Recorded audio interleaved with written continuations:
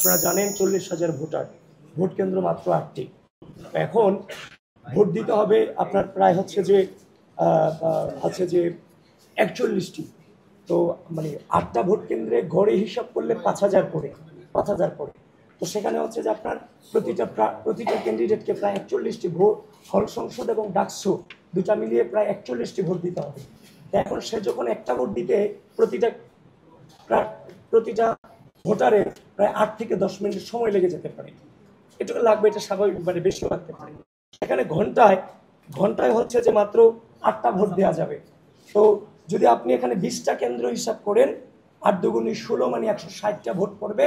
মানে যদি 20টা বুথ হয় আর কি, 20টা বুথে 8টা করে প্রতি ঘন্টায় ভোট পড়লে সেখানে টোটাল 160টা ভোট পড়বে।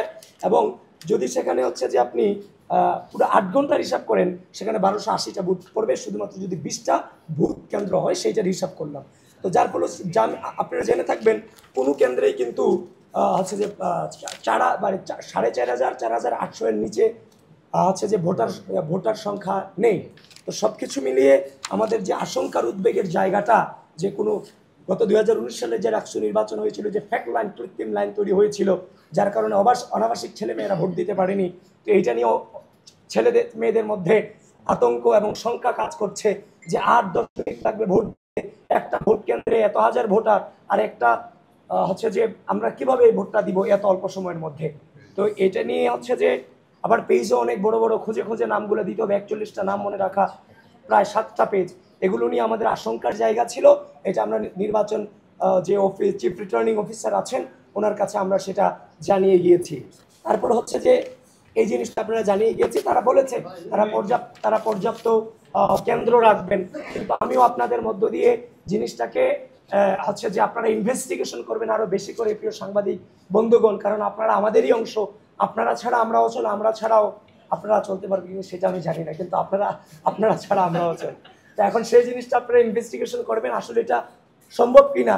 আর সেটা যদি সহজলভ্য এবং সম্ভব হয়, সেটা সাধারণ শিক্ষার্থীদের মধ্যে যে ভীতির সঞ্চার হয়েছে ভোট প্রদান নিয়ে, আপনারা একটু সেটাকে সহজতর করে দিবেন, সেই দায়িত্বটুকু আপনারা পালন করবেন আশা রাখি। আর সেটার দাবি নিয়েই আমরা স্যারকে আমরা দিয়েছি এবং আমরা একটা রিসিভ করে এখান থেকে নিয়ে এসেছি স্যার হচ্ছে যে দরখাস্তের। তারপরে হচ্ছে যে আমার জিএস বলেছে পোস্টার সাটানো নিয়ে বলেছে।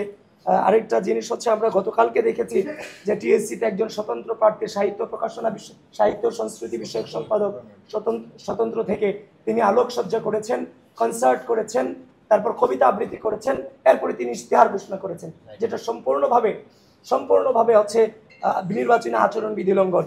তাছাড়া গতকাল কি কুয়েত মৈত্রী হলে চিফ রিটার্নিং অফিসার রিফাত আরা, আমাদের হচ্ছে যে জিএস, কুয়েত মৈত্রী হলের জিএস, সে রাত 8টায় যখন ওখানে প্রচারণা চালাইতে গিয়েছে, এখানে নির্বাচন কমিশন বলেছে যে কোনো কাগজ থাকলে, পেন স্লিপ থেকে শুরু করে যে কোনো রিপোর্ট থাকলে, কার্ড থাকলে সেটা দিয়ে হলে গিয়ে নির্বাচনী প্রচারণা করতে পারবে।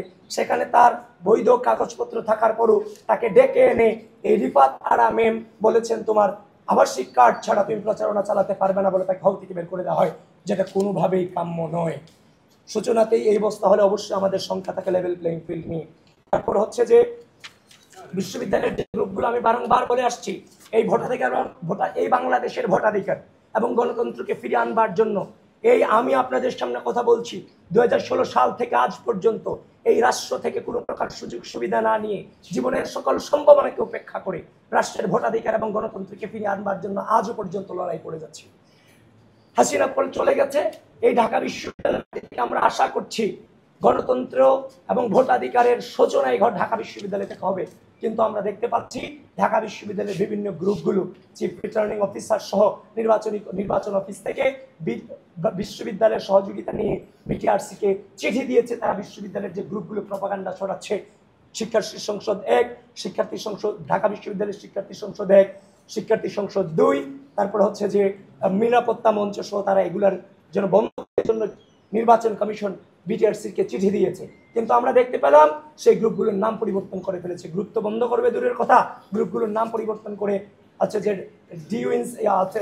শিক্ষার্থী সংসদ রাখা হয়েছে, ঢাকা বিশ্ববিদ্যালয় বাইরে শিক্ষার্থী সংসদ রাখা হয়েছে। আমরা হচ্ছে যে এই চিফ রিটার্নিং অফিসারকে আজকে আরো কয়েকটা পেজের নাম দিয়েছি, ডিউ ইনসাইডার, এখন ঢাকা আপডেট হয়েছে। তারপর হচ্ছে যে ডিউ আপডেট, ঢাকা আপডেট হয়েছে, the beauty of DU campus সহ এই পেজগুলো অনবরত বিভিন্ন প্রার্থীদের সম্পর্কে প্রপাগান্ডা ছড়াচ্ছে, যেটা কোনোভাবেই নির্বাচনের মাঠকে হচ্ছে যে আপনার শান্ত রাখার কোনো প্রমাণ মেলে না। এটা ঘৃণা চর্চা হচ্ছে।